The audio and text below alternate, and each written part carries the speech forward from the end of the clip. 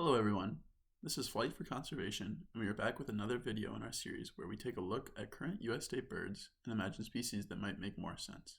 Today we'll be talking about Iowa and the Eastern Goldfinch. Before we get into the goldfinch and my choice as an alternative, let's quickly go over the criteria that I've been using to determine species that would make good candidates.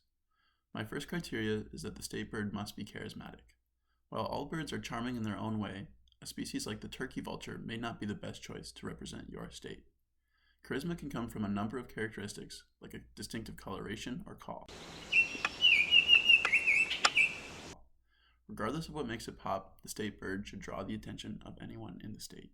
Our second criteria for a good state bird is that it is native to that state, which is not always the case, and ideally native to a relatively small region around the state. I think that a state bird feels less like a state bird if it can be found across the entire U.S. For example, I feel like those states that have chosen the American robin as their state bird have missed the mark by choosing a species that could just as easily be found in Connecticut as it could be found in Oregon. Lastly, the state bird should be unique to that state. There are more than 1,000 species of birds that can be found in the United States, but because some species are shared by multiple states, we have only managed to choose 22 different species as our state birds. This seems like a missed opportunity to spotlight 28 more equally charismatic species. Let's look at today's example of a repeated state bird, the Eastern Goldfinch for Iowa. The Eastern Goldfinch is the most common subspecies of the more widely known American goldfinch.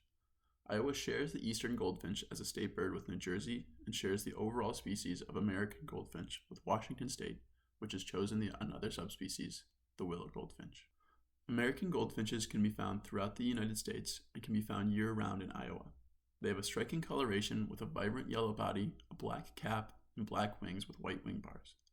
This bright appearance is usually a welcome sight in the spring when goldfishes begin their first of 2 yearly molts.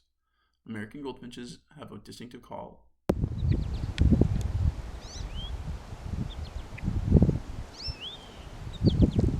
kind of like a pet squeaky toy, which is instantly recognizable in the field. They are vegetarians, focusing on milkweeds and thistles, making them a significant contributor to native plant seed dispersal. Interestingly, American goldfinches are such strict vegetarians that brood parasitic species like cowbirds often die of malnourishment when raised in goldfinch nests. These characteristics seem to make the Eastern or American goldfinch a good candidate as a state bird, but given that the species has such a widespread range and that Iowa shares the American goldfinch with New Jersey and Washington, the species does not fit our criteria. So what species might make more sense? Allow me to introduce you to the Dickcissel. Named for their call, Dickcissels are a staple of the American prairie soundscape, and they can be found throughout much of the Midwest to the foothills of the Rockies in the west. Males tend to be quite territorial and can be found throughout much of the late spring and summer, singing from high perches. They are also long-distance migrants, spending the winter in South America, and often travel in large nomadic flocks, leading to sometimes dense groupings in the United States. Dickcissels have a distinct coloration with a yellow breast and black bib, similar to meadowlarks. Differing from the meadowlark, Dickcissels have a chestnut-colored wings and a light, sometimes yellow eyebrow, which is evident in juveniles and females and persists after molting, making it a key identifier for the species.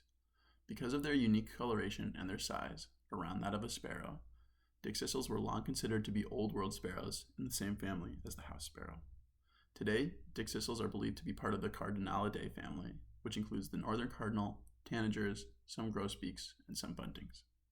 Dickcissel populations are currently stable, and they are considered of least concern by the IUCN Red List.